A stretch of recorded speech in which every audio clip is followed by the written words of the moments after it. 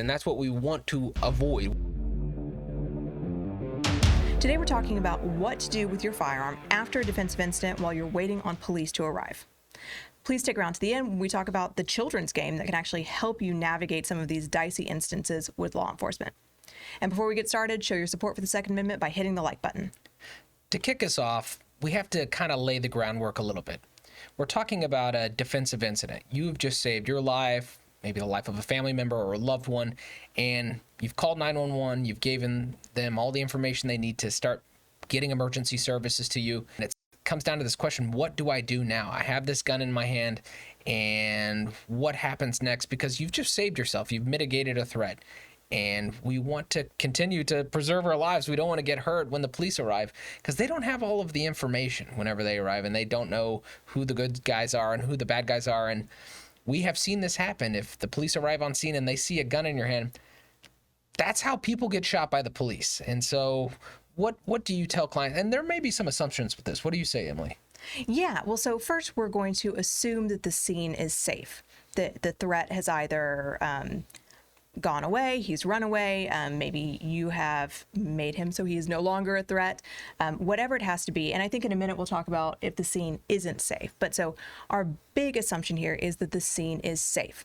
So what do you do so as not to have the firearm in your hand? And there's no one-size-fits-all answer, right?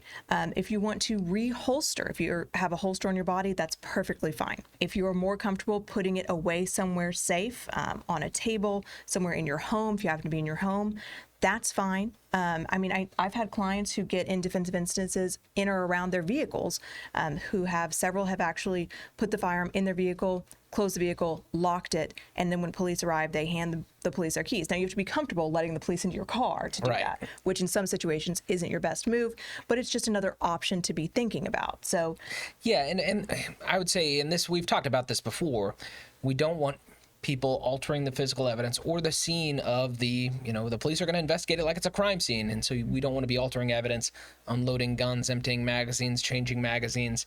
A lot of people say, hey, you got to do a tactical reload. You don't know if there's, another threat coming. And we'll talk about that because, again, our examples about assuming the scene is safe. For our unsafe scenes, let's say we don't know the number of attackers. We're unfamiliar with the location. We don't know if there's additional threats out there. There is that rare instance, and this comes up so infrequently, but there are those circumstances where maybe you need to keep your firearm trained on someone so as to, not endanger yourself further. But in the cases, going back to our scene is safe, we don't want to be changing magazines, emptying firearm, holster like Emily said, table like Emily said, glove box, let's say you're in your vehicle, something like that, so that when the police arrive, there's not a firearm in your hand. That's really what the important key is. And we see that in 99% of the cases where the scene is safe, that's the appropriate course of action. Yeah, and if the scene isn't safe, we really don't have a great answer for you as to how to keep yourself safest with a firearm potentially in your hands when police arrive. Now, bear in mind, this is the 0.001% of all defensive instances. It's highly unlikely you're going to be in this situation. But, maybe you can get away from the scene to a safe place and then you can separate yourself from the gun. Sometimes that's appropriate. Sometimes there's just nothing you can do. And the only answer we have for you, and we've had clients have to go through this, is as soon as you see those red and blues, be ready to comply immediately so as not to get shot. Yeah, and that kind of brings us to our attorney pro tip of the day, which Emily kind of hinted at earlier about the children's game we see play out and could save your life. And what is that, Emily? Yeah, play Simon Says. This is, it can be really hard when your adrenaline's pumping, but this will potentially save you in a police interaction where you have to negotiate your firearm. Obey every direction, and they will give you commands. You've got to be ready to listen and do exactly what they say. So, if they say, interlace your fingers, you've got to be ready to interlace your fingers. Hands behind your head, you've got to do it immediately.